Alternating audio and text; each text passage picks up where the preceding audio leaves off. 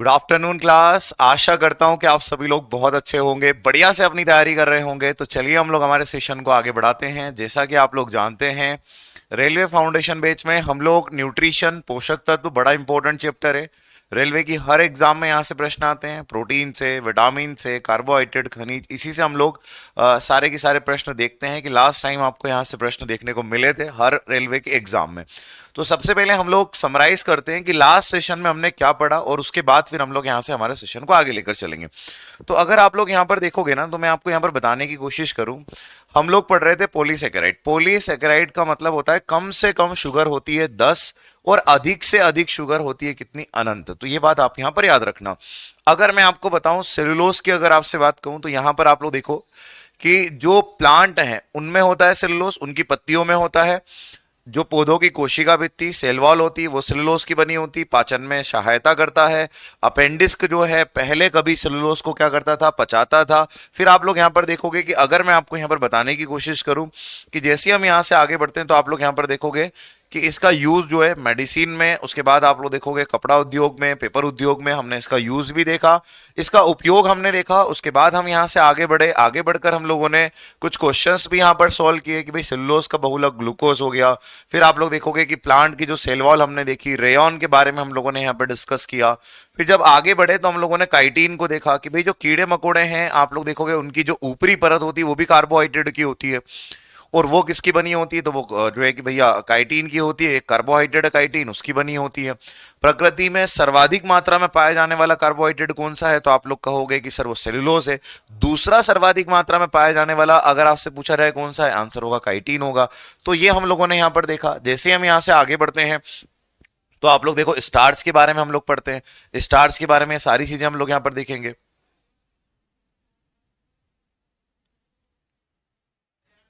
हाँ, तो ये मैंने आप लोगों को यहाँ पर बताया। अगर आप यहाँ पर देखोगे कि सर स्टार्च की बात करें, तो पौधों में संचित कार्बोहाइड्रेट का रूप होता है। वहीं अगर आप लोग यहाँ पर देखोगे, जो अगर आप यहाँ पर देखोगे कि सर प्रकाश संश्लेषण की प्रक्रिया में हमने देखा कि जो ग्लूकोज है, मानव के द्वारा सर्वाधिक खाया जाने वाला कार्बोहाइड्रेट है। तीन चार प्रश्न बहुत बेसिक है। जैसे सबसे मीठा कार्बोहाइड्रेट प्रकृति में फ्रक्टोज हो गया। सर्वाधिक मात्रा में कार्बोहाइड्रेट सेलुलोज हो गया। फिर आप लोग देखोगे कि सर जो है कि दूसरा सबसे ज्यादा मात्रा में पाया जाने वाला कार्बोहाइड्रेट कौन सा है? तो काइटिन हो गया। मानव के द्वारा सर्वाधिक खाया जाने वाला कार्बोहाइड्रेट कौन सा है? स्टार्च हो गया। तो ये सारी चीजें आप लोग यहां पर देखोगे, ठीक है। हाँ जी, बिल्कुल सचिन जी, ठीक है सचिन जी, चलो भाई। अब यहां से हम लोग जैसे ही आगे बढ़ते हैं, तो आप लोग यहां पर देखोगे हमने ग्लाइकोजन को देखा कि ग्लाइकोजन जो है मानव में संचित जो कार्बोहाइड्रेट का रूप है उसको क्या बोलते हैं? ग्लाइकोजन बोलते हैं। तो ये भी आप लोग यहां पर याद रखना। जैसे ही हम यहां से आगे बढ़ते हैं, तब आप लोग देखो यहां तक हम पढ़ चुके थे। अब मैं आपको बताता हूं हिपेरिन। हिपेरिन मुझे एक बार बताओ, हिपेरिन हम लोग पढ़ चुके हैं। मैं आप सभी से पूछूंगा कि आप सारे लोग बताओ कि भाई जो सारे के सारे अभी जो आप लोग लाइव हैं, आप सारे ये बताओ कि हिपेरिन रक्त को जमने देता है या जमने से रोकता है? आपको ये बताना है। जमने में मदद करता है या जमने से रोकता है? आपको ये बताना है। हिपेरिन जमने देता है, जमने से रोकता है? तो सर हिपेरिन भी एक प्रकार से आप लोग देखोगे कि सर ये भी अगर आप लोग देखोगे एक प्रकार से जो है कि सर ये कार्बोहाइड्रेट है। और इस हिपेरिन का जो निर्माण है, अगर हमसे पूछा जाए कि इसका निर्माण, इसका फॉर्मेशन कहां पर होता है, इसका निर्माण या इसका फॉर्मेशन अगर हमसे पूछा जाए, तो आप याद रखना इसका निर्माण जो है वो हमारे शरीर में कहां पर होता है? आंसर होगा लीवर में। लीवर यकृत में जाकर ये बनता है। ये भी एक प्रकार का आप लोग देखो कि भाई जो है कि कार्बोहाइड्रेट है। और मैंने आप लोगों से पूछा है कि जमने देता है, जमने से रोकता है। बहुत बढ़िया आपने कहा। आर्यन, मोहित, दीपक, जो है यश, उसके बाद अगर आप लोग देखोगे राहुल, बहुत बढ़िया। आप सभी लोगों ने बढ़िया से आंसर दिया कि सर ये जो है ना, ये जमने से क्या करता है? रोकता है। बहुत ही बढ़िया। तो जब जमने से रोकता है, तो फिर इसको हम बोलते हैं एंटी क्लॉटिंग एजेंट। क्या बोलते हैं भाई? आंसर होगा anti clotting agent. Anti clotting agent के नाम से इसे हम लोग जानते हैं। हिंदी में इसे हम लोग कहते हैं थक्का रोधी पदार्थ। थक्का रोधी, थक्का रोधी पदार्थ के नाम से इसे हम लोग जानते हैं। तो आप लोग याद रखना, ये थक्का रोधी पदार्थ है, एंटीक्लोटिंग एजेंट है, और एक प्रकार का पॉलीसेकेराइड है, ठीक है। तो अब यहाँ पर हमारा जो कार्बोहाइड्रेट है वो आप लोग देखो उसके अंदर एक और चीज बची है, और ये आप सभी लोगों ने देखा होगा। अगर मैं आप लोगों से कहूं तो ये आप सभी ने देखा होगा, शुगर फ्री आर्टिफिशियल स्वीटनर। तो इसे हम लोग कृत्रिम शर्करा बोलते हैं। हिंदी में इसे हम लोग क्या बोलते हैं? हिंदी में इसे हम बोलते हैं कृत्रिम शर्करा। कृत्रिम शर्करा इसे हम लोग कहते हैं, कृत्रिम शर्करा के नाम से इसे हम लोग जानते हैं। अगर आप यहां पर एक चीज देखोगे कि सर कृत्रिम शर्करा की बात करें, आर्टिफिशियल स्वीटनर की अगर हम लोग बात करें, तो ये हमें जो है इसे हम लोग बोलते हैं जीरो कैलोरी। जीरो कैलोरी, और जीरो कैलोरी का मतलब क्या होता है? इससे हमें जीरो एनर्जी मिलती है। इससे अगर आपसे पूछा जाए तो हमें एनर्जी कितनी मिलती है, आंसर होगा जीरो एनर्जी। जीरो एनर्जी मिलती है, शून्य ऊर्जा हमें यहां से देखने को मिलती है। ठीक है, तो शून्य ऊर्जा, तो यहां से हमें कोई ऊर्जा नहीं मिलती, इसको जीरो कैलोरी बोलते हैं। अब आप लोग एक बात समझिए कि सर ये आर्टिफिशियल स्वीटनर है क्या, ये कृत्रिम शर्करा है क्या, ये आप लोग यहां पर देखोगे। कराएंगे सचिन, कराएंगे, टेंशन मत लो, सारे क्वेश्चंस भी करेंगे, टेंशन मत लो, ठीक है। अब अगर आप लोग यहां पर देखोगे, अभी फोकस करो आप पढ़ने पर, अगर मैं आपको यहां पर बताने की कोशिश करूं तो आप लोग यहां पर देखोगे कि सर जो कृत्रिम शर्करा है इससे हमें कोई ऊर्जा नहीं मिलती, और इसे हम लोग बोलते हैं जीरो एनर्जी। अगर मुझसे आप पूछोगे कि सर घर में अगर डायबिटिक के पेशेंट हैं और अगर आप लोग देखोगे वो लोग ये टेबलेट खाते हैं, पहले तो ये समझो इसको जीरो कैलोरी क्यों कहते हैं। देखो आप लोग ये समझिए कि जो डायबिटिक के पेशेंट ये चीजें खाते हैं, इनको एक तो इससे कैलोरी नहीं मिलती, ऊर्जा नहीं मिलती, और ये मैं आपसे कहूंगा कि ये केमिकल से बना है, और अगर केमिकल से बना है तो हमारे शरीर के लिए हार्मफुल है। कई बार ये नेचुरल भी बना होता है तो नेचुरल ठीक होता है, लेकिन अगर केमिकल से बना है शुगर फ्री का टेबलेट तो फिर वो हमारे लिए हार्मफुल है। अगर मैं आपको यहां पर कहूं ना, तो आप सारे के सारे यहां पर ध्यान से देना, सारे के सारे मेरी बात ध्यान से सुनना। जैसे नॉर्मली आप लोगों ने फल खाया, मतलब फल क्या है? कार्बोहाइड्रेट है, और कार्बोहाइड्रेट फ्रक्टोज है उसके अंदर, ठीक है। या आपने मान लो अंगूर खाए, अंगूर में ग्लूकोज है। तो आपने अंगूर खाए, अंगूर आपके माउथ में गए, फूड पाइप में गए, अमाशय में गए, आपके जो है कि सर आंतों में गए, आंतों से निकलकर अंगूर आ जाते हैं ब्लड में। फिर वहां पर आप लोग देखोगे कि हमने देखा है ऑक्सीजन जाती है, हीमोग्लोबिन लेकर जाती है, उसको जलाती है, हमें ऊर्जा मिलती है और हमें एनर्जी मिलती है। अगर मैं आप लोगों से कहूं कि आपने खाया, तो आप लोग एक बात समझना ध्यान से कि आपने अंगूर जो खाए, अंगूर जैसे ही खाए माउथ में, माउथ से फूड पाइप, फूड पाइप से अमाशय, अमाशय से आंतों में, और आंतों से निकलकर ये ब्लड में आ गया, और ब्लड में आप लोग देखोगे शुगर की मात्रा क्या कर दी? शुगर की मात्रा बढ़ा दी। तो हमने यहां पर देखा कि सर ब्लड में शुगर का अमाउंट क्या हो गया? बढ़ गया। अब यहां पर एक बात समझना आप लोग सारे के सारे, कि हमारे ब्लड में, हमारे रक्त में शुगर का जो अमाउंट है वो क्या हो गया सर? वो बढ़ गया। लेकिन अब हम लेते हैं आर्टिफिशियल स्वीटनर, ये जो टेबलेट है केमिकल की बनी, इनको खाते हैं। अब इनकी प्रोसेस क्या होगी? जैसे ही अगर आप लोग यहां पर देखोगे कि जैसे ही हमने इसको खाया, तो ये जो टेबलेट्स आप लोग देखोगे, जो टेबलेट्स हैं ये हमारे माउथ में गई, ये माउथ से आप लोग देखो फूड पाइप में, अमाशय में, अमाशय से हमारी आंतों में, और आंतों से अगर आप लोग देखोगे तो ये निकलकर कहां पर आ गई? तो ये निकलकर आ गई हमारे ब्लड में। ये प्रोसेस आप लोग देखो, ये पूरी की पूरी प्रोसेस मैंने बताई, ऐसी होना चाहिए, लेकिन ऐसा नहीं होता। ये हमारी आंतों से निकलकर ब्लड में नहीं आती है, ये क्या होता है? हमारी आंतों के माध्यम से, ठोस गंदगी के माध्यम से शरीर से बाहर हो जाती है।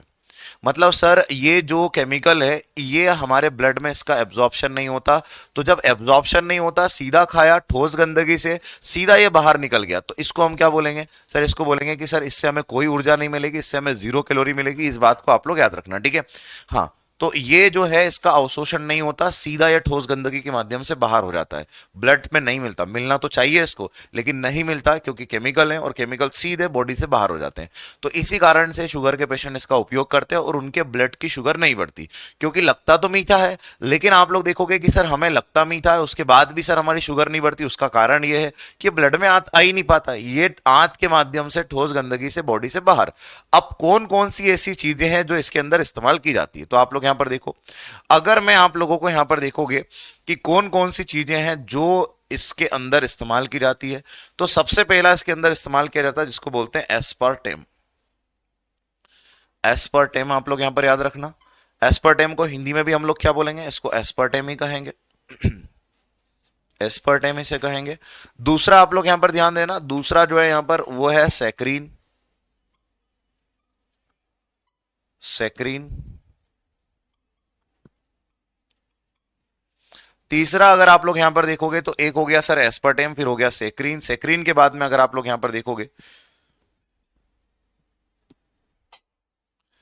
तो सेक्रीन के बाद में हो गया सुक्रोलोस। सुक्रोलोस,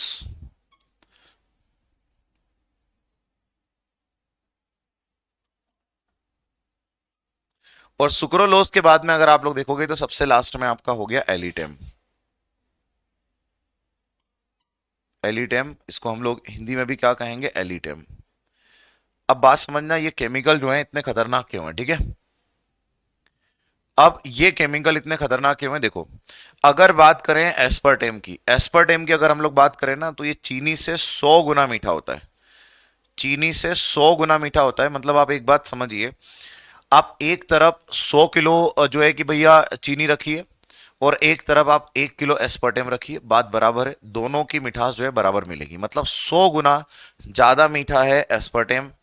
वहीं पर अगर आप लोग देखोगे 400 गुना ज्यादा मीठा है सेक्रीन। अगर आप लोग देखोगे 600 गुना ज्यादा मीठा है, क्या आंसर होगा, सुक्रोलोस। और वहीं पर अगर आप लोग देखोगे 2000 गुना ज्यादा मीठा है, क्या आंसर होगा, एलिटेम। आप सभी लोगों ने सेक्रीन का नाम तो सुना ही होगा, कि गांव में आप लोग देखो कि सेक्रीन के बर्फ गोले वगैरह ये बनाए जाते हैं, और ये हमारे शरीर के लिए क्या होते हैं, हार्मफुल होते हैं, नुकसानदेह होते हैं, ठीक है। तो ये आप लोग याद रखना। हाँ, और बिल्कुल साजन जी, आप बिल्कुल सही कह रहे हैं कि सर इसका अगर हम लगातार सेवन करते हैं, अगर इन आर्टिफिशियल स्वीटनर का लगातार सेवन करते हैं, तो इससे एक खतरनाक बीमारी हो सकती है। और वो बीमारी क्या हो सकती है सर, तो वो हो सकती है कैंसर। कैंसर तक हो सकता है इससे, ये आप लोग याद रखना कि ये बड़ी खतरनाक जो है भैया क्या है, ये केमिकल्स हैं। तो ये इतने खतरनाक है, एलिटेम को तो देखो 2000 गुना, मतलब आप एक साइड 2000 किलो चीनी रख दो, और 1 किलो वहीं पर आप क्या रख दो, एलिटेम, दोनों की मिठास कैसी होगी, बराबर होगी। तो इसलिए इतना खतरनाक है ये। और आप लोग देखोगे 0 कैलोरी, मैंने आप लोगों को बता ही दिया कि इससे 0 कैलोरी मतलब हमें कोई ऊर्जा नहीं मिलती, क्योंकि हमारे ब्लड में नहीं आता। और ब्लड में नहीं आता तो सर जो है कि ऊर्जा नहीं मिलती, तो इसे 0 कैलोरी बोलते हैं। तो 0 कैलोरी आप लोग देखो, इससे हम लोग बोलते हैं, क्यों बोलते हैं 0 कैलोरी, क्योंकि सर इससे जो है हमें कोई भी ऊर्जा नहीं मिलती। अब हम लोग यहाँ से आगे बढ़ते हैं, और आगे बढ़कर आप लोग देखोगे, अब हम लोग थोड़ा सा यहाँ पर जो चर्चा करने वाले हैं, वो हम किस पर चर्चा करेंगे, आंसर होगा जो विटामिन हैं, इसके ऊपर हम लोग यहाँ पर पूरा की पूरा डिस्कशन करने वाले हैं, ठीक है भाई। तो चलो अब हम लोग विटामिन के बारे में पढ़ते हैं। और विटामिन कौन सा पढ़ेंगे, तो सबसे पहले हम विटामिन ए के बारे में पढ़ते हैं ना। तो सबसे पहले हम विटामिन ए के बारे में यहाँ पर पढ़ना शुरू करते हैं।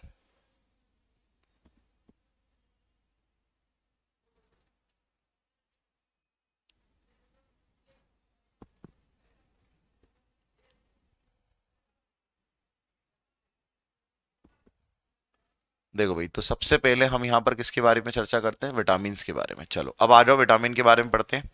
अगर विटामिन के बारे में हम लोग पढ़ना शुरू करें, तो सबसे पहला तो बेसिक प्रश्न ये कि भाई विटामिन जो है, ये हम लोग, आप कमेंट में मुझे बताओ सारे के सारे जो विटामिन हैं, हम माइक्रो मिनरल्स में, माइक्रो न्यूट्रिएंट में रहेंगे या मैक्रो में, अल्प पोषक तत्व कहेंगे या बहुल। आप सारे के सारे कमेंट में बताओ कि इसे हम लोग अल्प कहेंगे या बहुल।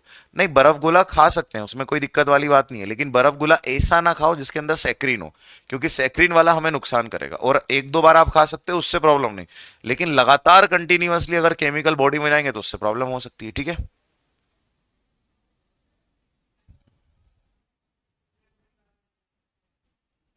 हाँ जी, ये आप लोग याद रखना, ठीक है। हाँ देखो, कैंसर किसी भी चीज का हो सकता है दीपेश, आंतों का हो सकता है, अमाशय का हो सकता है, पेट का हो सकता है, हमारे आप पेट के आइट साइड ट्यूमर हो सकता है, कुछ भी हो सकता है। तो कैंसर जरूरी नहीं कि ब्लड का कैंसर ही हो दीपेश, वो कोई भी कैंसर, कैंसर बहुत प्रकार के होते हैं, बहुत सारे प्रकार के होते हैं, आगे अपन देखेंगे जब अपन पढ़ेंगे, ठीक है। तो आप सभी लोगों ने यहाँ पर करेक्ट आंसर दिया कि सर जो विटामिन है ना, इनको अगर हम लोग कहें तो इन्हें हम लोग कहेंगे कि ये जो है, ये किस में आते हैं, आंसर होगा माइक्रो न्यूट्रिएंट में आते हैं। किस में आते हैं भाई, माइक्रो न्यूट्रिएंट, माइक्रो न्यूट्रिएंट्स में आते हैं। हिंदी में इसे हम लोग बोलते हैं अल्प पोषक तत्व, अल्प पोषक तत्व, अल्प पोषक तत्व। वहीं आप लोग देखो कि जो विटामिन है ना, इनको हम लोग बोलते हैं, इनको भी हम लोग क्या बोलते हैं, तो इनको भी हम बोलते हैं organic compound, organic compound, organic compound इसे हम लोग बोलते हैं। हिंदी में इसे हम लोग बोलते हैं कार्बनिक यौगिक।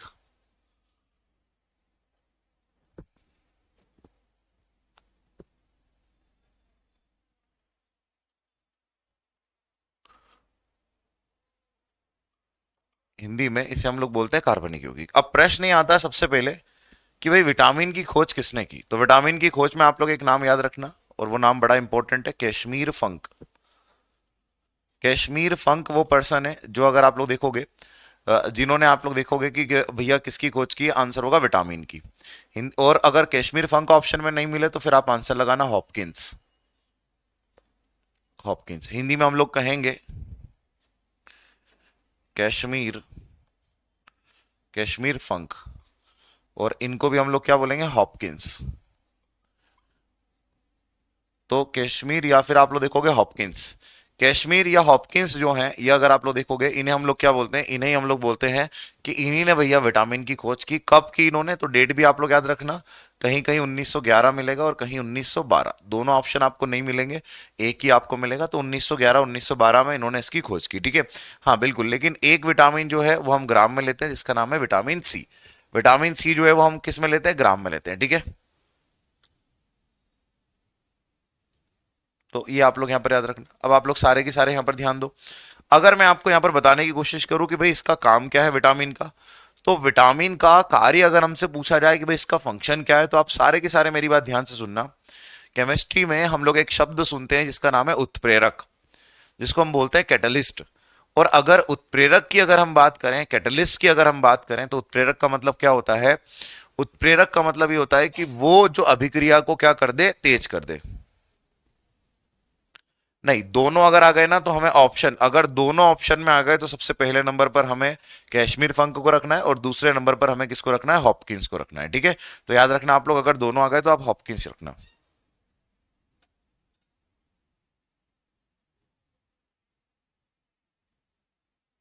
हाँ, बहुत सारे विटामिन तो हमने पढ़ा है कि सारे जो हैं वो अल्प होते हैं, लेकिन आप लोग देखोगे कि एक विटामिन होता है जिसका नाम है विटामिन सी, वो कैसा होता है, वो बहुल होता है, वो हम ग्राम में खाते हैं। हाँ जी। नहीं भाई, ऐसा कोई डिस्कवरी हमें दिखने को नहीं मिलता कि कार्बोहाइड्रेट का डिस्कवरी किसने किया है, और ना ही ये प्रश्न कभी बना है, ठीक है। अब आप लोग यहां पर देखो, अगर मैं आपको यहां पर बताने की कोशिश करूं कि भाई सबसे पहले आप यहां पर एक फंक्शन देखो, इसका एक कार्य देखो, इसका कार्य क्या है, आंसर होगा कैटलिस्ट। सर इसका कार्य जो है वो कैटलिस्ट की तरह है, और कैटलिस्ट को हम लोग बोलते हैं उत्प्रेरक। उत्प्रेरक, उत्प्रेरक क्या होते हैं, उत्प्रेरक वो होते हैं जो अभिक्रिया को क्या कर देते हैं, तेज। एग्जाम्पल के तौर पर आप समझिए, आप खाना खाओ और आपके माउथ में लार ना बने। आपने खाना खाया और माउथ में लार नहीं बनी तो क्या होगा, जब आप खाना खाओ और आपके माउथ में लार नहीं बनेगी तो आप खाने को ठीक से चबा नहीं पाओगे, और ठीक से चबा नहीं पाओगे तो लार क्या करती है, चबाने की प्रोसेस को तेज कर देती है। तो याद रखना, जो कैटलिस्ट होता है ना, वो हमारी अभिक्रिया को क्या करता है, तेज करता है। तो लार जैसे अभिक्रिया को तेज कर रही है, ऐसे ही जो विटामिन होते हैं हमारे शरीर में, जो अभिक्रियाएं होती है, उन अभिक्रियाओं को तेज करता है। तो सर विटामिन का कोई एक एग्जाम्पल बताओ। एग्जाम्पल अगर मैं आप लोगों को बताऊं तो आप लोग सारे के सारे यहां पर देखना कि भाई एग्जाम्पल क्या होगा। एग्जाम्पल ये होगा कि जब भी आप लोग देखो कि जो फाइब्रिन है, जो फाइब्रिन है, ये फाइब्रिन किसके साथ मिलता है, ब्लड के साथ। जब भी आप लोग देखोगे कि सर जो फाइब्रिन है, हमने ब्लड क्लॉटिंग की प्रोसेस पढ़ी है, जब भी फाइब्रिन जो है हमारे रक्त के साथ मिलता है, तो आप लोग देखोगे रक्त का क्या बन जाता है, थक्का। ब्लड की क्या हो जाती है, क्लॉटिंग। तो ब्लड क्लॉटिंग हो जाती है।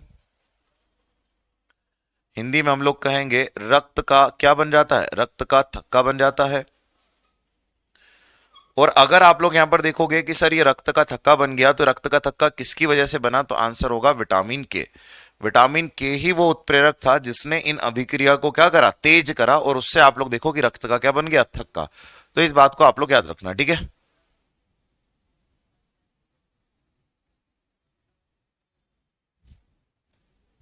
नाक में जलन होती है, हल्की हल्की सांस लेने में प्रॉब्लम, क्या है, कारण क्या है सर।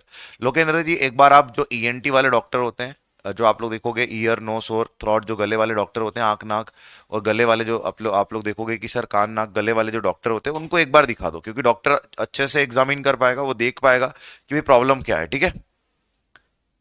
तो एक बार डॉक्टर को दिखा दो भाई। अब आते हैं आगे।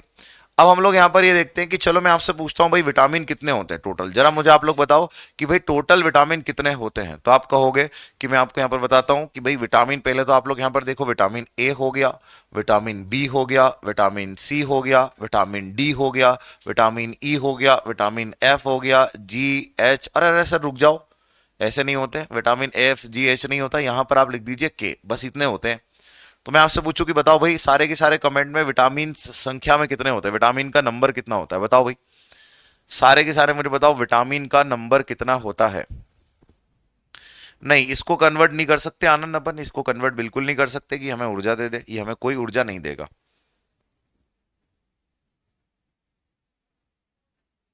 नहीं, फाइब्रिनोजन नहीं, लास्ट वाली प्रोसेस में फाइब्रिन ही मिलता है।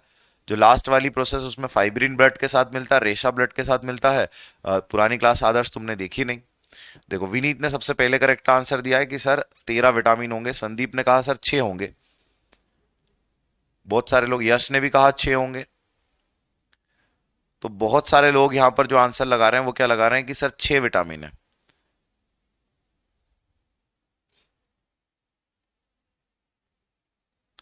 सारे लोगों ने, तुम लोगों ने भावनाओं बह के जो आंसर दिया है ना कि सर यहां पर 6 होंगे, अब मेरी बात आप ध्यान से सुनना, 6 नहीं होंगे, ज्यादा होंगे। देखो अगर मैं आप लोगों को यहां पर बताने की कोशिश करूं तो आप यहां पर एक चीज देखना कि जो बी विटामिन होता है ना, ये अकेला नहीं है, ये है बी कॉम्प्लेक्स। ये अकेला नहीं है, बी कॉम्प्लेक्स, और बी कॉम्प्लेक्स का मतलब B1 से लगाकर B12 तक टोटल विटामिन है। और इसमें अगर आप लोग देखोगे कौन कौन से नहीं होते हैं, तो इसमें B4 नाम का कोई विटामिन नहीं होता, B8 नाम का कोई विटामिन नहीं होता, B10 नाम का कोई विटामिन नहीं होता, और B11 नहीं होता। तो याद रखना ये चारों विटामिन जो हैं वो नहीं होते हैं, ये चारों जो विटामिन हैं ये नहीं होते। B4 नहीं होता, 8 नहीं होता, 10 नहीं होता, और 11 नहीं होता, ये आप लोग याद रखना। तो फिर एक और बात याद याद रखना कि बी बराबर होता है B1, विटामिन बी बराबर होता है B1। तो अब हमसे पूछा जाए टोटल कितने होंगे, तो देखो 1 2 3 4 5, इसको इसलिए नहीं काउंट करा क्योंकि कॉम्प्लेक्स है और B1 बराबर ही बी है। तो टोटल आप लोग देखो 12, लेकिन यहां पर आप लोग देखो 4 विटामिन नहीं होते, तो 5 तो ये हो गए, और 12 में से 4 गए, तो यहां पर आप लोग देखो कितने हो गए, 8, और 8 और 5 अगर आप लोग देखोगे 13। तो टोटल जो विटामिन का नंबर हमारे पास निकल कर आएगा वो कितना निकल कर आएगा, 13। तो याद रखना टोटल जो विटामिन का नंबर है वो हमारे पास कितना है, 13 है, ठीक है भाई।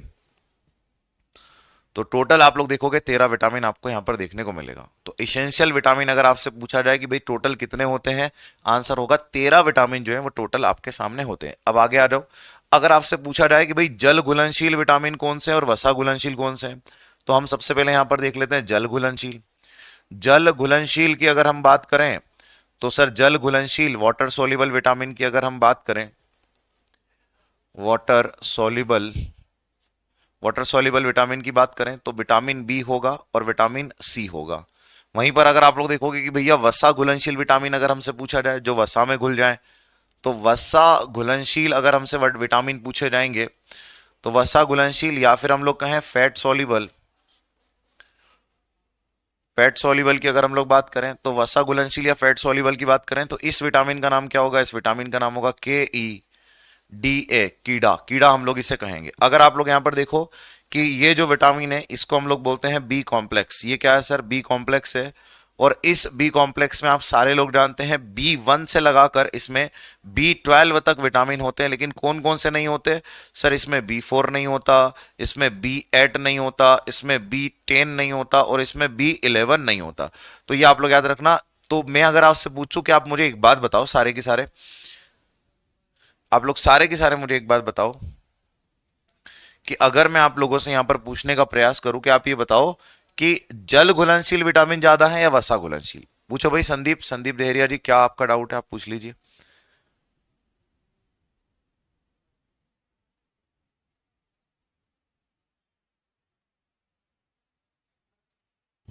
विटामिन के अंकित, विटामिन के जो है वो आप लोग देखोगे कोगुलेशन क्लॉटिंग में मदद करता है, ठीक है। तो आप मुझे यहां पर एक बार बताओ जल घुलनशील विटामिन ज्यादा होंगे या वसा घुलनशील, सारे के सारे बताओ भाई।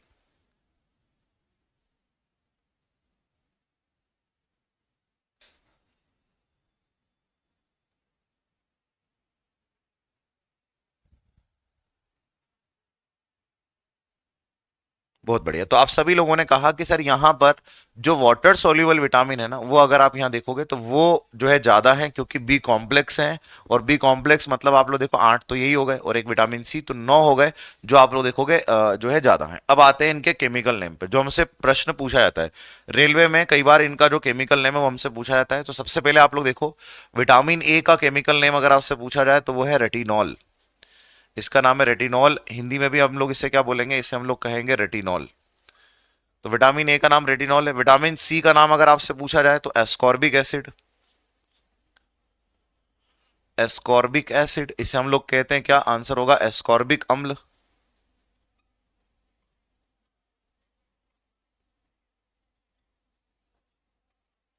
एस्कॉर्बिक अम्ल। वहीं अगर आप लोग यहां पर देखोगे कि सर विटामिन डी की अगर हम बात करें तो विटामिन डी का नाम होगा कैल्सीफेरॉल। कैल्सीफेरॉल अगर आपसे पूछा जाए,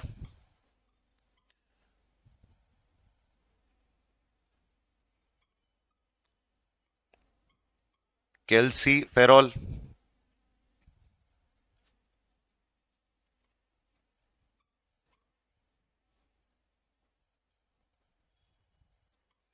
विटामिन ई का नाम अगर आपसे पूछा जाए तो आप लोग बहुत टोकते हो, तो यहां पर होगा टोकोफेरॉल।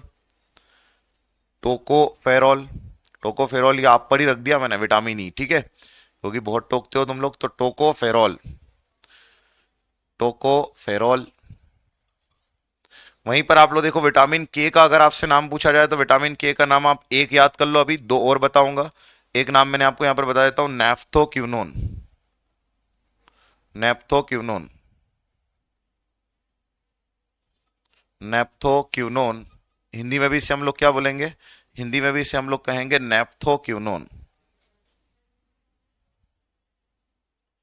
नेप्थोक्विनोन। अगर आप लोग यहां पर देखोगे ना तो इसको नेप्थोक्विनोन तो बोलते ही बोलते हैं, इसका एक और नाम है फाइलोक्विनोन या फिलोक्विनोन, और उसके बाद में अगर आप लोग देखोगे मीनोक्विनोन, वो भी नाम है, तो वो दोनों भी याद रखेंगे, नेप्थो और फाइनो भी याद रखेंगे। ये बड़े इंपॉर्टेंट है, केमिकल नेम हमसे पेपर में पूछे जाते हैं और एग्जामिनर पूछता है, ठीक है, तो ये आप लोग याद रखना। अगर आप यहां पर देखोगे B1 का नाम अगर आपसे पूछा जाए तो B1 का नाम है थायमीन। B1 का नाम है थायमीन, हिंदी में भी इसे हम लोग क्या बोलेंगे, थायमीन।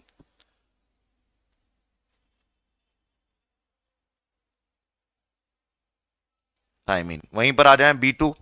अगर B2 की बात करें तो इसका नाम है राइबोफ्लेविन।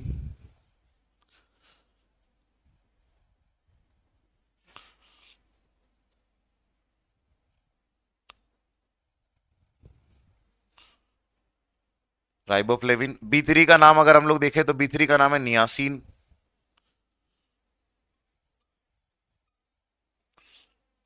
नियासिन। B5 का नाम अगर हम लोग यहां पर देखेंगे तो इसका नाम होगा पेंटोथेनिक।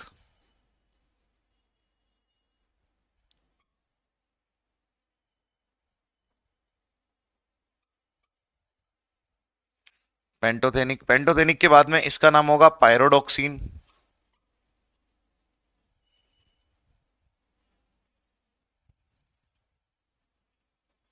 पायरोडॉक्सिन।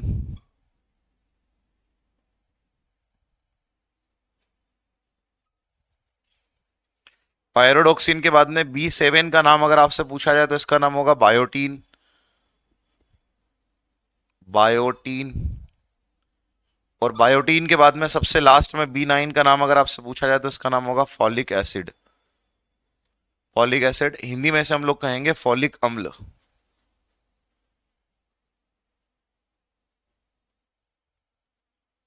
फॉलिक अम्ल। यहां पर एक और चीज याद रखना, जो अगर आप लोग यहां पर देखोगे B12 की अगर हम बात करें तो B12 का नाम होता है साइनोकोबालामाइन।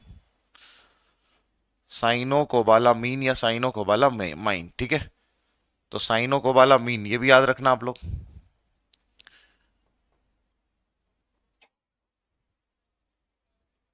तो आप लोगों ने यहां पर एक चीज देखी कि ये सारे के सारे जो नाम हैं ये एग्जाम में रेलवे में आपसे पूछे जाते हैं, और रेलवे में आपसे ये सारे के सारे नाम पूछे जाते हैं। कई बार विटामिन का नाम पूछकर पूछ लेता कि भाई B1 का बताओ, B6 का बताओ, B12 का बताओ। और कई बार अगर आप लोग यहां पर देखोगे, कई बार अगर आप लोग यहां पर देखोगे तो कई बार ये जो है जोड़ी में भी पूछ लेता है कि एक साइड आपको विटामिन के नाम और दूसरी साइड आपको जो है कॉलम दे देगा, मैच द कॉलम, आपको इस तरीके से सही जोड़ी मिलाने के लिए कहेगा कि आप सही जोड़ी मिलाइए। तो ये रेलवे में प्रश्न आते हैं, इसको आप लोग याद रखना, कई बार पूछे जाते हैं। और मैं भी आप लोगों से क्लास में बीच बीच में पूछता रहूंगा कि भाई बताओ इस विटामिन का नाम क्या होगा, इस विटामिन का नाम क्या होगा, तो आपको बताते आना चाहिए, क्योंकि ये एग्जाम में पूछे जाने वाले प्रश्न है, लगातार पूछे जाने वाले प्रश्न है, इसको आप लोग सारे के सारे याद रखना, ठीक है भाई। चलो आगे बढ़े अब अपन लोग यहां से। तो अब यहां से हम लोग आगे बढ़ते हैं और आगे बढ़कर हम लोग यहां पर जो डिस्कस करने वाले हैं वो सबसे पहला विटामिन, क्योंकि अभी सारे विटामिन के हमने केमिकल नेम देख लिए, इनकी बेसिक जानकारी हम लोगों ने देख ली। अब हम लोग क्या करेंगे, अब हम लोग एक एक विटामिन को पढ़ना शुरू करते हैं, जिसमें सबसे पहला विटामिन कौन सा पढ़ते हैं, विटामिन ए। तो विटामिन ए के बारे में हम लोग यहां पर पढ़ते हैं, ठीक है। हाँ, जब फास्टिंग करते हैं ना तो उस समय जो फैट है वही कन्वर्ट होता है और हमें ऊर्जा देता है। आनंद बिल्कुल सही कह रहे हैं आप, ठीक है। चलो अब आप लोग इधर आ जाओ। अब सारे के सारे यहां पर देखो, अगर मैं आप लोगों को यहां पर बताने की कोशिश करूं, सबसे पहला विटामिन अगर हम लोग देखें तो सबसे पहला विटामिन है विटामिन ए। और अगर विटामिन ए की बात करें तो सबसे पहला पॉइंट यही आता है इसका नाम। इसका रासायनिक नाम क्या है, तो इसका रासायनिक नाम आप लोग याद रखना, रेटिनॉल। विटामिन ए का रासायनिक नाम है रेटिनॉल। दूसरी चीज आप लोग देखो कि जो ये विटामिन ए है ये जल घुलनशील है, वसा घुलनशील, जरा कमेंट में बताओ मुझे सारे के सारे कि विटामिन ए जो है वो जल में घुलनशील है या फिर मुझे बताओ वसा में। बताओ भाई, विटामिन ए जो है वो जल में घुलनशील है या फिर वसा में घुलनशील है, बताने की कोशिश करो।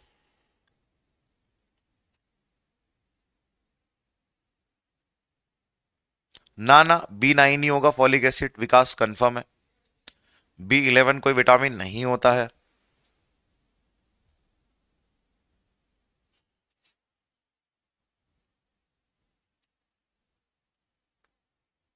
हाँ बिल्कुल बताएंगे बंटी जी, कौन से विटामिन से कौन सा रोग होता है सब हम बताएंगे, ठीक है। तो अब आपके आंसर शुरू हो गए कि सर जो विटामिन अगर हम लोग यहाँ पर देखें जो हम पढ़ रहे हैं विटामिन ए, ये जल घुलनशील ना होकर ये वसा घुलनशील है। तो विटामिन ए आप सभी लोगों ने कहा कि भाई ये वसा घुलनशील विटामिन है, फैट सोल्यूबल विटामिन है, ठीक है। तो अगर आप लोग यहाँ पर देखोगे कि सर मैं लिख देता हूं यहाँ पर आप लोगों के लिए कि ये जो है ये फैट सोल्यूबल है, फैट सोल्यूबल है, हिंदी में हम लोग कहेंगे वसा घुलनशील विटामिन है,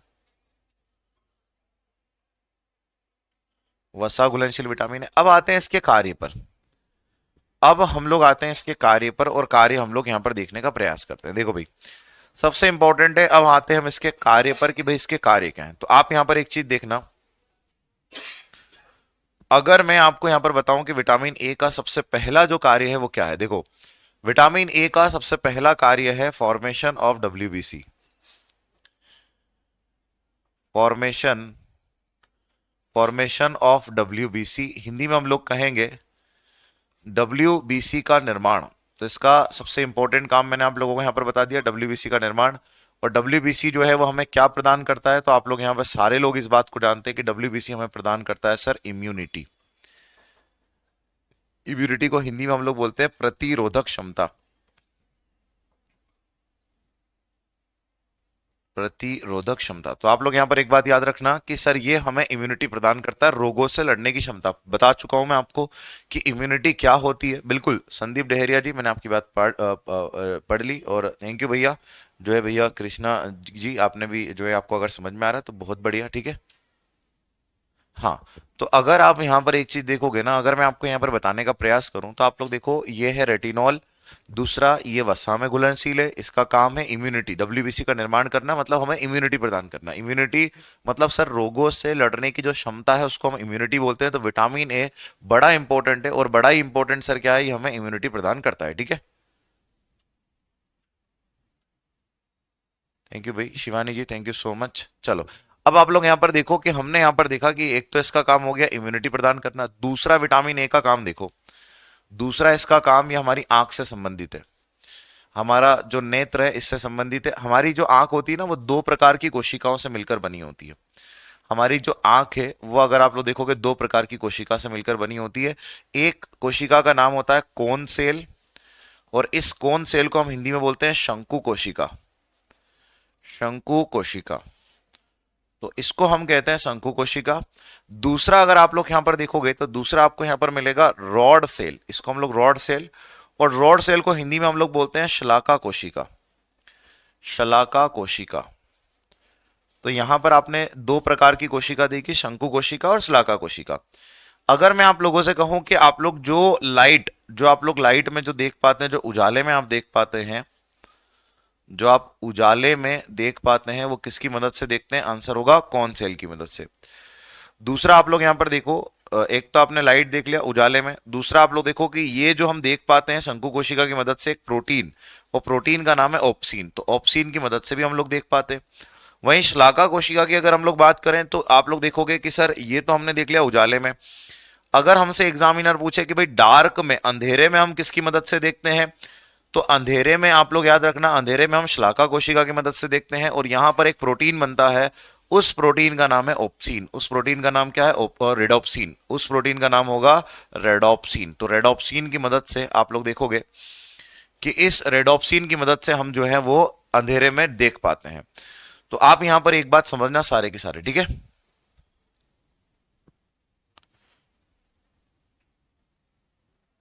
चलो ठीक है भाई। हाँ, तो मैंने अगर आप लोगों से यहां पर कहना है तो आप लोग यहां पर एक चीज देखो। अगर आप यहां पर देखोगे कि अगर हम नेत्र की बात करें तो आप लोग देखोगे कि सर दो प्रकार की कोशिका, शंकु और श्लाका। शंकु कोशिका उजाले में देखने में मदद करती है, साथ ही साथ आप लोग देखोगे ये ऑप्सिन प्रोटीन बनाती है। और ये जो ऑप्सिन प्रोटीन है ना, ये हमें दिन में देखने में मदद करता है और रात में रेडोप्सिन। अब मैं आपसे एक प्रश्न पूछता हूं, आप इसका आंसर दीजिएगा।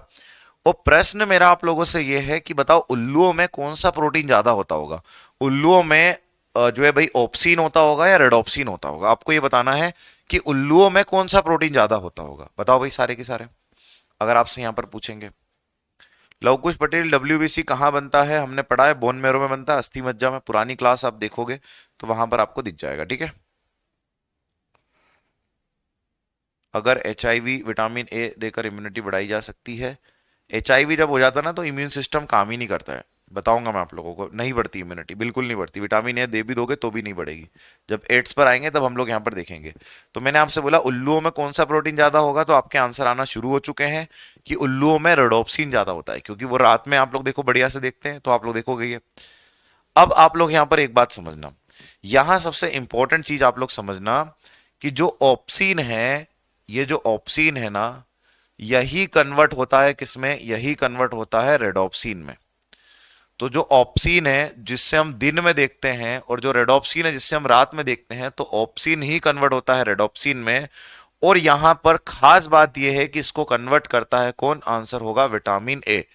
अब मान लो अगर विटामिन ए कम हो गया तो क्या ऑप्सिन रेडोप्सिन में कन्वर्ट होगा? तो नहीं होगा। और जब ऑप्सिन रेडोप्सिन में कन्वर्ट नहीं होगा तो हमारे शरीर में रेडोप्सिन की कमी होगी और हमारी आंखों में जो है आप लोग देखोगे कि हमें अंधेरा दिखाई देगा, रात में कुछ दिखाई देगा ही नहीं। और जब रात में कुछ दिखाई नहीं देगा तो इसी को बोलते हैं रतौंधी। इसी को हम क्या बोलते हैं? इसी को हम बोलते हैं रतौंधी। इसी को बोलते हैं नाइट ब्लाइंडनेस। इसी को हम क्या कहते हैं? आंसर होगा नाइट ब्लाइंडनेस। तो नाइट ब्लाइंडनेस अगर आपसे पूछा जाए किसे बोलते हैं, आंसर होगा रतौंधी को हम लोग नाइट ब्लाइंडनेस के नाम से जानते हैं, ठीक है। बिल्कुल, तो ये मैंने आपको यहाँ पर बताने का प्रयास किया कि जो हमने बचपन से पढ़ा था कि हमें रात में दिखाई नहीं देता है, वो आप समझ गए क्यों नहीं दिखाई देता। एक और बात समझो, जो मुर्गा मुर्गी होते हैं, जो हैंस होते हैं, इनमें श्लाका कोशिका नहीं होती, रॉड सेल नहीं होती। और जब रॉड सेल नहीं होगी तो वो अंधेरे में देख नहीं पाते हैं। इसीलिए जो मुर्गा मुर्गी हैं वो अंधेरे में बिल्कुल भी देख नहीं पाते हैं। ये भी आप लोग याद रखना, ठीक है।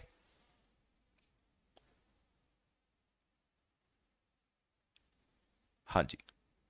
तो जो मुर्गा मुर्गी होते हैं वो अगर आप लोग देखोगे अंधेरे में नहीं देख पाते। अब एक और बात आप लोग यहां पर समझना, ये तो इसके दो काम, सबसे पहला काम तो हमने देख लिया इम्यूनिटी, दूसरा काम ऑप्सिन को रेडोप्सिन में कन्वर्ट करना। तीसरा मैं आप लोगों को यहाँ पर एक और काम बता रहा हूं, और तीसरा काम अगर आप लोग यहाँ पर देखोगे कि सर तीसरा इसका काम क्या है, तो तीसरा इसका जो इंपॉर्टेंट काम है वो ये है आंसुओं का निर्माण करना। तो इसका तीसरा काम है, हमारे जो आंख में आंसू बनते हैं उसका निर्माण भी किसकी मदद से होता है? आंसर होगा विटामिन ए की। तो विटामिन ए की मदद से आंसुओं का निर्माण भी होता है, ठीक है। हाँ, जीरोप्थेलेमिया जो है बिल्कुल आंखों से संबंधित बीमारी, बिल्कुल भाई, ठीक है। तो अब आप लोग यहां पर देखो कि सर इसका जो अगला जो काम है वो काम क्या है? वो है फॉर्मेशन ऑफ टीयर्स। तो ये इसका चौथा काम है जिसको हम लोग बोल रहे हैं फॉर्मेशन ऑफ टीयर्स, अश्रु का निर्माण। तीसरा काम है, सॉरी, कौन सा काम है? तीसरा, ठीक है। तो अगर आप लोग यहां पर देखोगे ये इसका कौन सा काम है? तीसरा है। तो तीसरा इसका फंक्शन हम लोगों ने यहां पर देख लिया, फॉर्मेशन ऑफ टीयर। हिंदी में हम लोग कहेंगे अश्रु का निर्माण।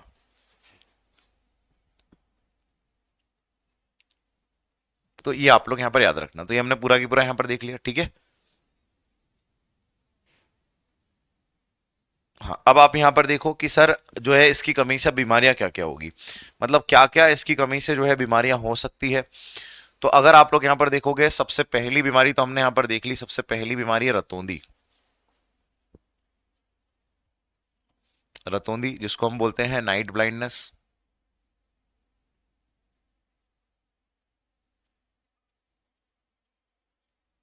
दूसरी बीमारी इंपॉर्टेंट आप लोग यहाँ पर याद रखना, कोरोनियल जेरोसिस। कोरोनियल जेरोसिस, हिंदी में भी इसे हम लोग क्या बोलेंगे, हिंदी में भी बोलेंगे कोरोनियल,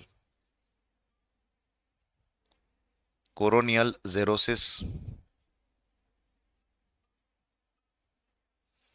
कोरोनियल जेरोसिस हम लोग इसे बोलते हैं, तो याद रखना विटामिन ए की कमी से हमने। अब कोरोनियल जेरोसिस क्या है वो आप लोग यहां पर देखो, अगर आप यहां पर देखोगे कि भाई जो कोरोनियल जेरोसिस है वो क्या है, तो वो आप लोग यहां पर देखो सारे के सारे। अगर मैं आपको यहां बताने की कोशिश करूं कि भाई कोरोनियल जेरोसिस क्या है, तो ये एक नॉर्मल पर्सन की आंख है। ये अगर आप लोग देखोगे एक नॉर्मल पर्सन की आंख है, एक साधारण से व्यक्ति की, सामान्य व्यक्ति की आंख है। और ये अगर आप लोग देखोगे ऐसे व्यक्ति की आंख है जिसको जो है बीमारी हो चुकी है, कौन सी, आंसर होगा कोरोनियल जेरोसिस। इसमें जो है पानी की कमी हो चुकी है, तो कोरोनियल जेरोसिस बीमारी जो है ये हो चुकी है। और इसमें आप लोग देखोगे आंख का पानी जो है पूरा की पूरा क्या कर जाता है, सूख जाता है। तो इसमें आंख का पानी व्यक्ति का सूख जाता है, ये बात आप लोग याद रखना, ठीक है। अब मैं थोड़ा सा आपको यहाँ पर आंख के बारे में बताता हूँ, ठीक है। नहीं, ऐसा नहीं है, ज्यादा होगा तो जो है कि आप लोग देखोगे कि आंसू ज्यादा नहीं बनेंगे, ऐसा नहीं होगा, ठीक है। हाँ, तो ये मैंने आपको बताया कोरोनल जीरोसिस में आंख का पानी जो है वो क्या कर जाता है, सूख जाता है।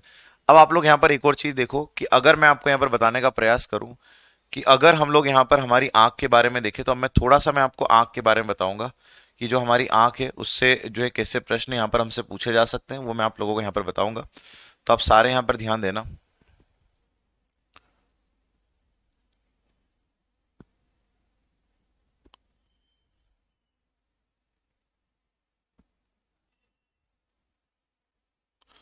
तो आप सारे यहाँ पर अब ध्यान देना। अगर मैं आप लोगों को यहाँ पर बताने का प्रयास करूँ कि थोड़ा सा हम लोग आंखों के बारे में और देखते हैं, देखो भाई।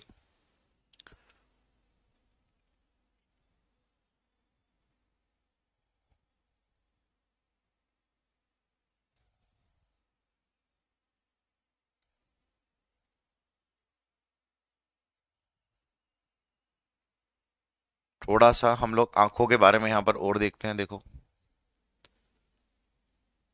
ये है आंख। अब इस आंख में एक एक चीज हम लोग देखते हैं कि भाई क्या क्या होता है हमारी आंख के अंदर, ठीक है। मोबाइल चलाने से अभी बताऊंगा, मैं आपको आंख के बारे में बताऊंगा, टेंशन मत लो, ठीक है। हाँ, अब आप यहाँ पर देखो आंख के बारे में अगर मैं आप लोगों को यहाँ पर बताने की कोशिश करूं, सबसे पहले अगर आप लोग देखोगे कि एकदम बीचों बीच अगर आप लोग यहाँ पर देखोगे, तो यहाँ पर आपको जो दिखाई दे रहा है, ये जो काला सा आपको दिखाई दे रहा है, इसको हम लोग क्या कहेंगे, इसको हम बोलते हैं पुपिल्स। तो ये जो बीच में आपको दिखाई दे रहा है ना, इसको हम इंग्लिश में कहते हैं पुपिल्स। हिंदी में से हम लोग बोलते हैं पुतली। दूसरा आप लोग देखोगे कि ये जो आपको कलरफुल दिखाई दे रहा है, जो ब्लू कलर से आपको दिखाई दे रहा है, ये जो कलरफुल आपको दिखाई दे रहा है, इसको क्या कहते हैं, इसको हम लोग बोलते हैं आइरिस। तो ये जो कलरफुल हमें दिखाई दे रहा है ना, इसको हम बोलते हैं आइरिस। और आइरिस को हिंदी में बोलते हैं परितारिका। परितारिका बोलते हैं। वहीं अगर आप लोग देखोगे ये जो व्हाइट वाला जो पोर्शन आपको दिखाई दे रहा है, इस व्हाइट वाले पोर्शन को बोलते हैं स्केलेरा। स्केलेरा इसे हम लोग बोलते हैं, हिंदी में इसे हम बोलते हैं श्वेत पटल। श्वेत पटल के नाम से इसे जानते हैं। और मुझे एक बात बताओ, तुम लोगों ने कई बार अपने मोबाइल वगैरह पे लेमिनेशन तो कराया होगा तुम सारे लोगों ने, ठीक है।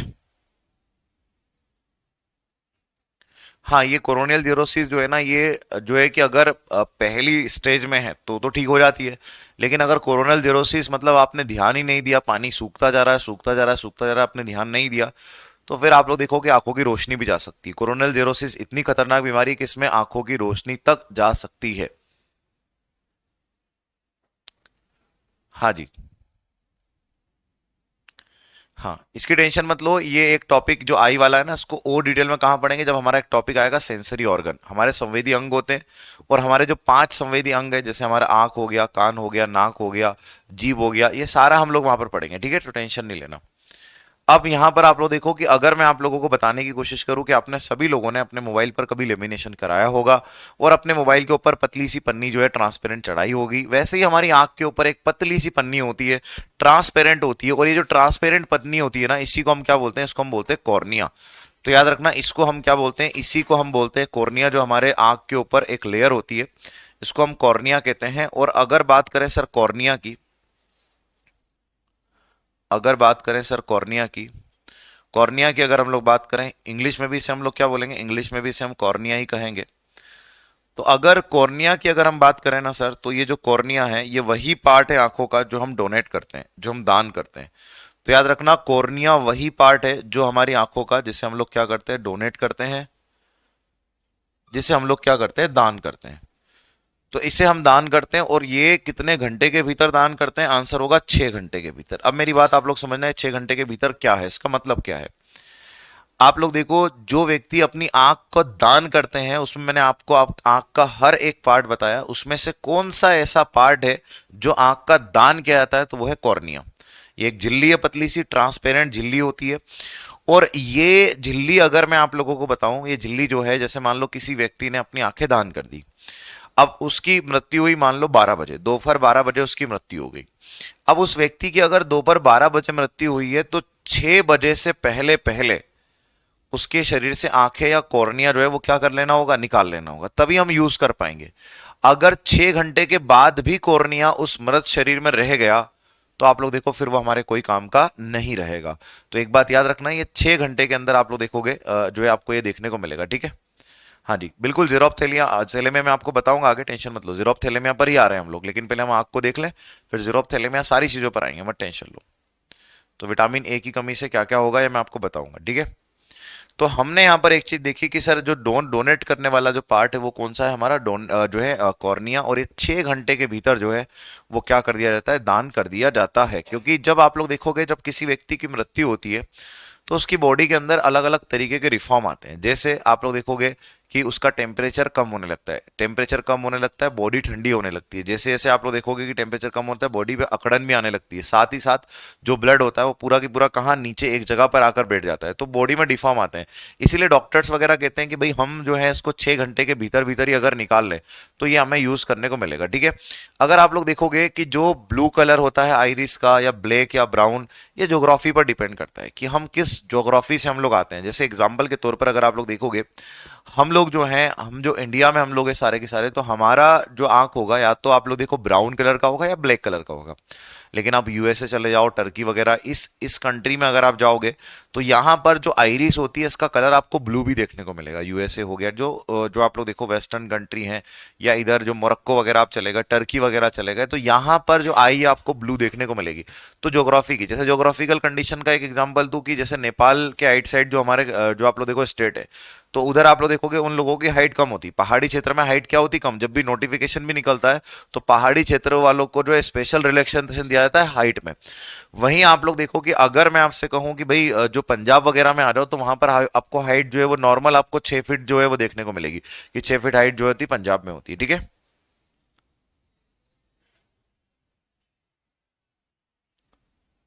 तो ये मैंने आप लोगों को बताया। अब मैं आपको पूरी की पूरी जो क्लास है ना, वो आज आपको जो आज की जो पूरी की पूरी हमारी जो क्लास है, उसको मैं समराइज करा देता हूँ कि भाई मैंने आपको आज क्या क्या पढ़ा, फिर हमारे सेशन को हम लोग यहीं पे रोकेंगे, ठीक है। तो आप लोग यहाँ पर देखो कि भाई मैंने आपको आज क्या क्या पढ़ाया। तो आप यहाँ पर देखो, सबसे पहले मैंने आपको जो है किसके बारे में बताया, आंसर होगा सर हिपेरिन के बारे में। ये एक एंटी क्लॉटिंग एजेंट है और पॉलीसेकेराइड है। फिर मैंने आपको जो है कि शुगर फ्री बताया, एस्पर्टेम, सेक्रीन, सुक्रोलोस, एलिटेम, ये बताया केमिकल। इन केमिकल के बाद में मैंने आपको विटामिन की खोज किसने की, विटामिन ऑर्गेनिक है। उसके बाद माइक्रोन्यूट्रिएंट है, उत्प्रेरक, विटामिन के सब चीजें यहाँ पर हमने डिस्कस की। टोटल विटामिन 13 होते हैं, ये मैंने आपको बताया। जल घुलनशील, वसा घुलनशील कौन कौन से हैं। फिर मैंने आपको बताया कि भाई रेटिनॉल हो गया, ascorbic, calcium, tocopherol, naphthoquinone, thiamine, riboflavin, niacin, pantothenic, ये सारे इसके नाम मैंने आपको बताया। एक विटामिन को पढ़ना शुरू किया, विटामिन ए के बारे में हम लोगों ने यहाँ पर डिस्कस किया कि भाई ए का केमिकल नेम क्या है, इसका जो है कि भैया निर्माण कैसे होता है, आंखों में जो है कौन कौन सी कोशिका होती है, कैसे ये ऑप्सिन रेडोप्सिन काम करता है, रतौंधी जेरोप्थेलिमिया हम लोगों ने यहाँ पर देखा, आंख के अंदर मैंने आपको बताया कोरोनियल जेरोसिस की समस्या क्या होती है, सारी चीजें आप लोगों से यहाँ पर डिस्कस की। तो आज जो है ना, देखो फोन चलाने से आंखों की कौन सी बीमारी होती है मैं आपको आगे बताऊंगा। जैसे मोबाइल बहुत ज्यादा हम लोग चलाते हैं ना, तो आजकल क्या होता है, इतना इफेक्ट नहीं पड़ता क्योंकि उसमें ब्लू कट आता है। पहले क्या होता था, जो ब्लू लाइट मोबाइल वगैरह से निकलता था वो हमारी आंखों को इफेक्ट करता था, ठीक है। अच्छा, हाँ पंजाब में अगर रहते हो तो वहां पर हाइट जो है नीतू जी, वो हाइट अगर आप देखोगे ना, तो वहां पर हाइट आपको कॉमन ही जो है वो कितनी मिलेगी आपके आपके स्टेट में, आपको जो है कि भैया 6 फीट के आसपास ही आपको मिलेगी, थोड़ी इससे कम थोड़ी ज्यादा ऐसी आपको हाइट यहाँ पर देखने को मिलेगी, ठीक है।